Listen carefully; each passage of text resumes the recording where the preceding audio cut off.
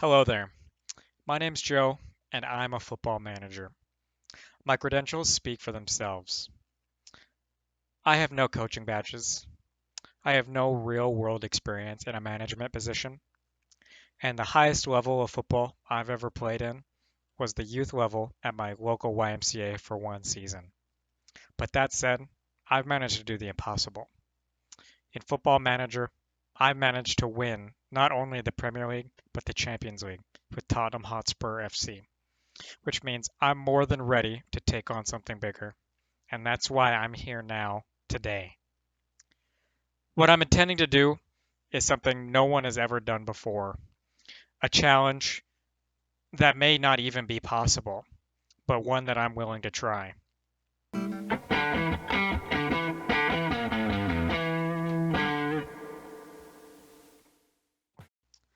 Clubs the world over are being mismanaged every day, and that's why I'm taking it upon myself to go in and try to save them.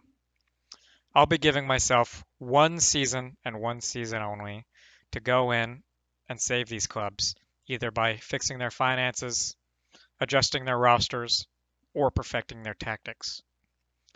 Some clubs will resist me. They'll fight against the change that is coming. And that's why I'm referring to this challenge as going toe to toe with these clubs. It's going to be a difficult experience for all of us. I've never recorded a series like this before. Maybe you've never watched something like this before. And I know that these clubs have never experienced something like this before.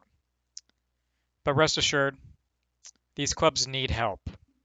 Whether they're relegation sides in danger of going down immediately, or mid-table clubs with a bloated wage bill that threatens to bring them down as well.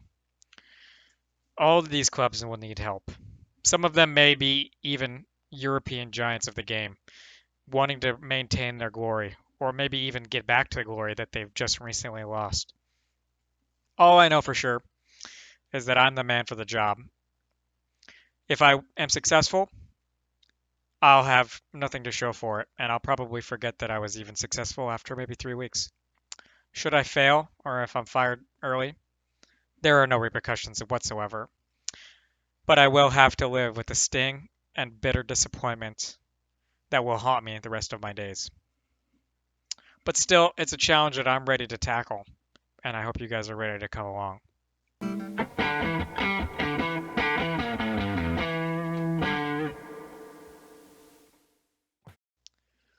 The first club I intend to go toe to toe with today is Leicester FC. 7 years ago, Leicester performed the miraculous. They managed to scrape out an incredible relegation survival and then would go on to do something absolutely breathtaking by winning the Premier League. The problem is in the wake of that Premier League win, they've had a little bit of a tough time. They did win an FA Cup under Brendan Rodgers.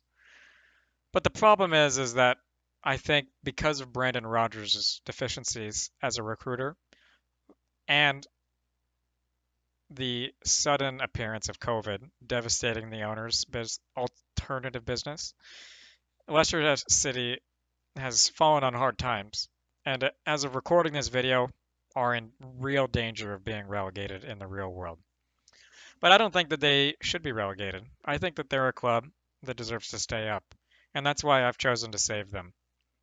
So I'll be starting at the beginning of the 2022-2023 campaign with the current roster, meaning things won't be exactly how they were at the start of the season, but it'll still be a challenge. Leicester has an older squad with a lot of pieces that just don't quite fit together, and a bloated wage bill that definitely needs to be trimmed as they're still reeling from the effects of COVID. So they're a perfect place to start, and I'm looking forward to starting. Let's get into it, guys. And so, in short order, I am announced as the manager of Leicester City FC. And there's some real intrigue around the club. You can see here I'm received my dossier laying out some of the history of the club. They're an old club and they've won a few things in their time, but they're not one of the giants of the game. And here I'm giving my first look at the aging roster and some of the players in this roster. The problem for sure is the mentality. Now, real life fans of Leicester will tell you that it's pretty apparent that the squad has lost its heart and soul. There's no energy in the club, which is a problem when you see here that the board wants us to play attacking soccer and they want us to record a top half finish. The problem is that this squad has lost their fight, and the real Leicester City FC um, has no fight left in them. They have all of the resilience of an earthworm, and so as I get into it here, you can see my first look at the finances. And to be perfectly honest with you, they are a little bit better than I first thought they would be. To be fair, I am understanding that the Leicester City owners have had their business rebound a little bit post COVID. But as you can see here, I'm starting to dig into the expenses, and there's a big hit here. Leicester does have about 50 million euros in debt. A lot of that coming in some loans. And that's where some of the problem is going to be with this club, paying off the debts. And as you can see here, I shift over to the projections, and it's a murky picture. We have some ability to hold steady. We're not in the absolute dire straits that you would classify as like a Wigan, um, but it's not a great look. And as you can see here, I'm sorting the club, getting to know my roster, and there's already a big look at the wage bill. You can see Jamie Vardy on 185 grand a week or so, and some of these players, like Yuri Tielemans, were very good players just a few short years ago, but maybe missing out on some transfer moves, maybe just kind of missing that fire that they had a couple seasons ago, and it's starting to impact the whole roster. And that's going to be my challenge here as I begin to leave my mark is identifying the players on this squad making exorbitant amounts of money that need to move on. It's going to be a challenge. But in a little bit, we'll come back and see how the preseason has gone as we begin to save Leicester City. See you in a bit.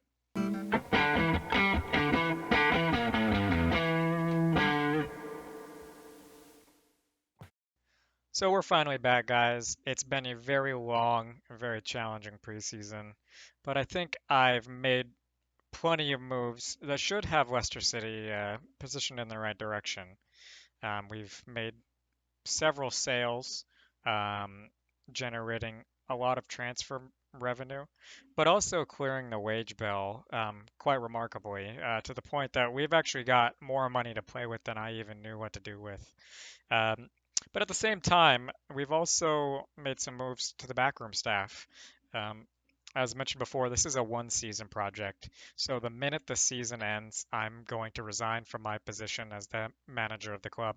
And so I've made a lot of decisions in mind with with the goal of leaving the club in a better position than when it started and being able to be successful after I leave. So as we start to take a look at the moves I've made, keep some of these things in mind, and I think you'll be impressed. Let's take a look, guys. So as we can see here on the screen, I've got highlighted the start of my transfer business. And as we look at the outs, this is what I really want to talk about first.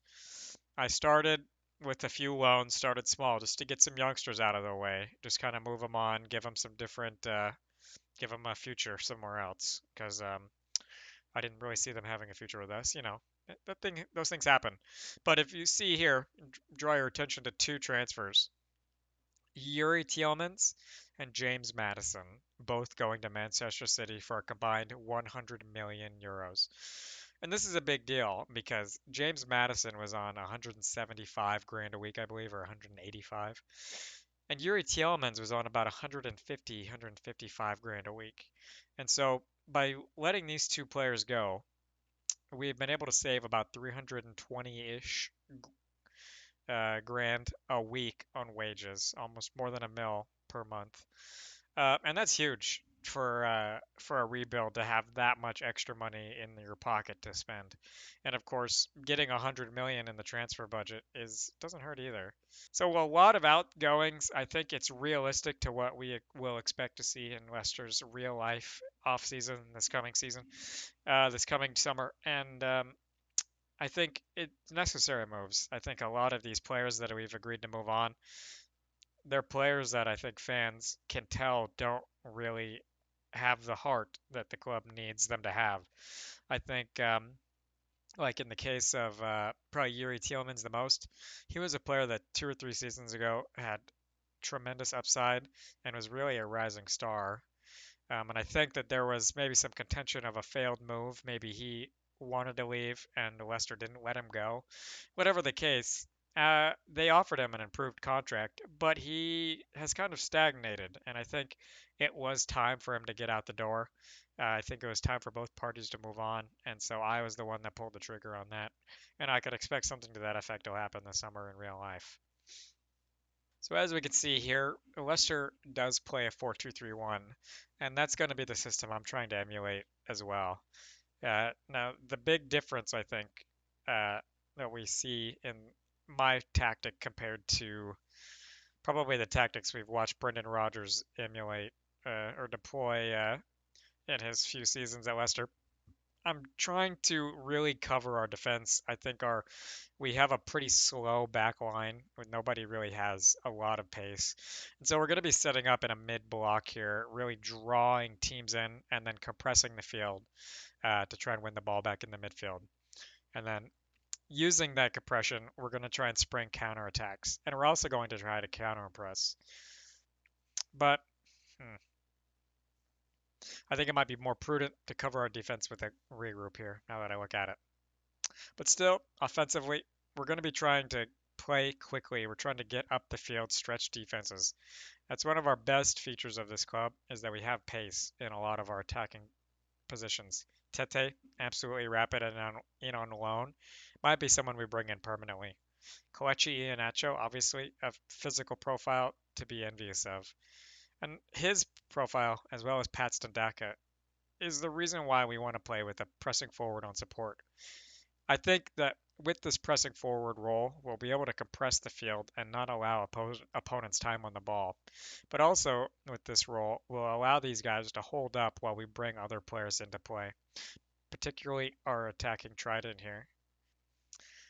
And at the back, we're going to use one wing back to try and help create an overload on this flank, with Dewsbury Hall coming in to arrive late. Meanwhile, Castagna is going to be holding in the side, kind of drifting up a little bit, but also with Mansver kind of covering in the center. Of course, as you can see, the name of this formation or tactic is 4-2-3-1 Villarreal because I'm currently running a co-op Villarreal save with my friend Ronan. And that's where I've drawn some of the inspiration for this tactic. And I'm looking forward to seeing how it does here at Leicester. And we've had a good preseason. We've made some good transfers. But now the only thing left for me to do is get into the season. And when we come back, it'll be January, and we'll take a look at how we've done. I hope it works, guys. See you in a bit.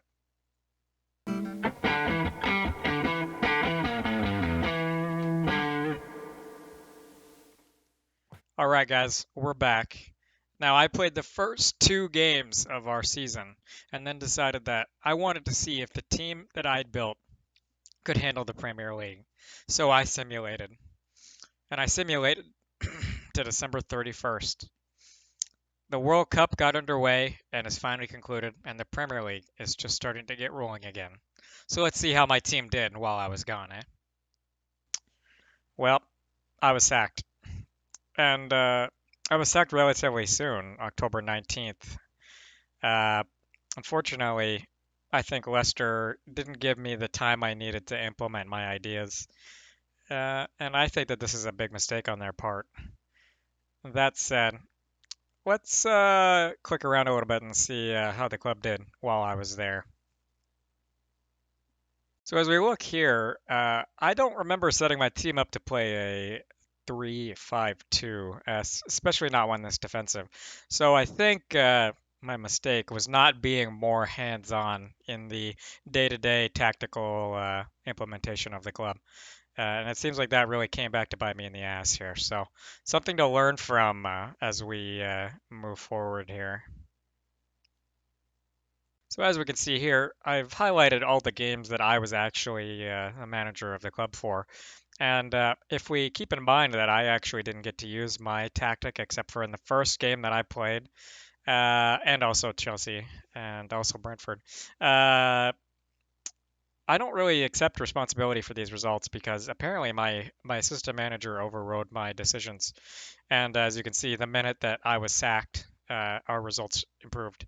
That doesn't mean that I'm the reason we were struggling, but I think it points to something very intriguing about this club, and I think it's that there is talent here, and I think Leicester made a very bad decision in letting me go.